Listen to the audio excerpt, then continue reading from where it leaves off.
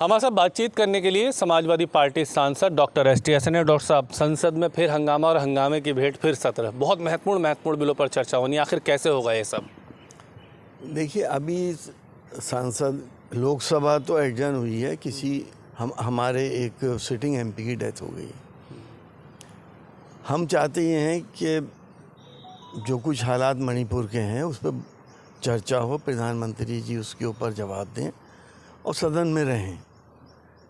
हमारी कोई नाजायज़ बात तो नहीं है।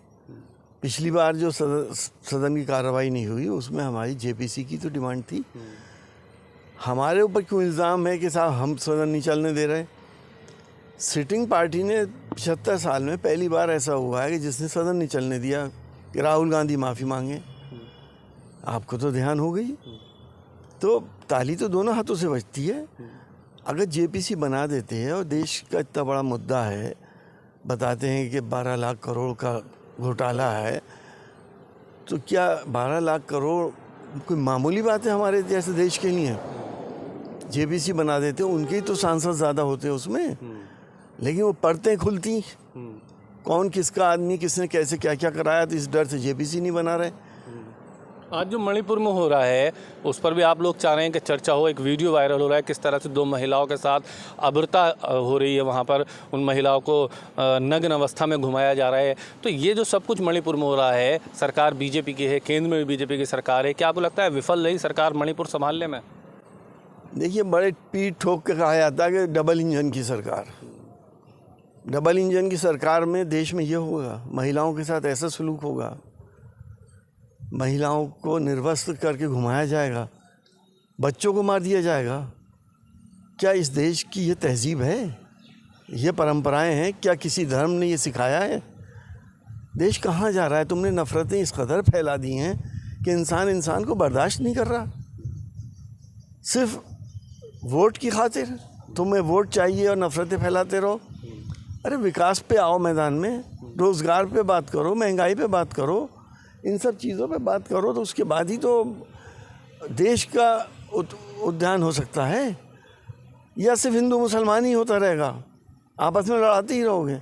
यूनिफॉर्म सिविल कोड को लेकर के भी सरकार इसी सेशन में लेकर कर पास कराने की कोशिश करेगी। यूनिफॉर्म सिविल कोड पर क्या मत है आपका? देखिए, हम ये मानते हैं कि हमारा देश अनेकताओं में एकता का देश है। 75 साल से ये देश स्मूथली चल रहा है, किसी को कोई प्रॉब्लम नहीं है। लेकिन ये प्रॉब्लम क्रिएटर जो हैं ये अब यूनिफॉर्म सिविल कोड पे आ गए, क्योंकि बताने के लिए कुछ नहीं है। ना विकास की बात करते हैं, ना रोज़गार की बात करते हैं, ना महंगाई की बात करते हैं, ना किसान की बात करते हैं, ना मरीज़ की बात करते हैं। अब ये इस यूनिफॉर्म सिविल कोड लाके हमारी कम्युनिटीज़ के अंदर, हिंदुस्तान की 2 बड़ी आबादियों के बीच में तनाव पैदा करना चाहते हैं। किसी को नुकसान नहीं है अगर हम अपनी औलाद को कुरान पाक के बताए हुए रास्ते पे चलते हुए तरका बांटते हैं, तो किसी और को क्या तकलीफ़ है? या किसी की बीवी बहुत बीमार है या उसके बच्चे नहीं होते हैं, उसकी इजाज़त से दूसरी शादी करती है, तो आपको क्या तकलीफ़ है? जब किसी को कोई तकलीफ़ नहीं और आपने बेगैरती, बेहयाई और यानियत को आम कर दिया, आपने लिविंग रिलेशनशिप को मान्यता दे दी, आपने होमोसेक्सुअलिटी को मान्यता दे दी, सिर्फ दूसरी शादी नहीं कर सकते। अब लिविंग में तो चाहे कितनों के साथ रह ले आदमी, क्या परेशानी है?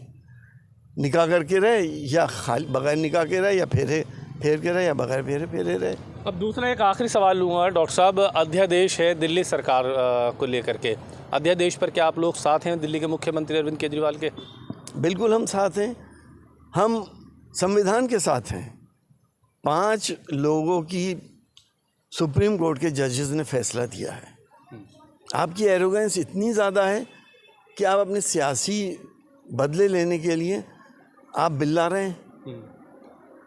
क्या दिल्ली को ये हक नहीं है कि वो भी एक इंडिपेंडेंट स्टेट की तरह काम करे? दिल्ली वालों को ये हक नहीं है? आप अपमान कर रहे हैं दिल्ली वालों का, उनके मैंडेट का अपमान कर रहे हैं।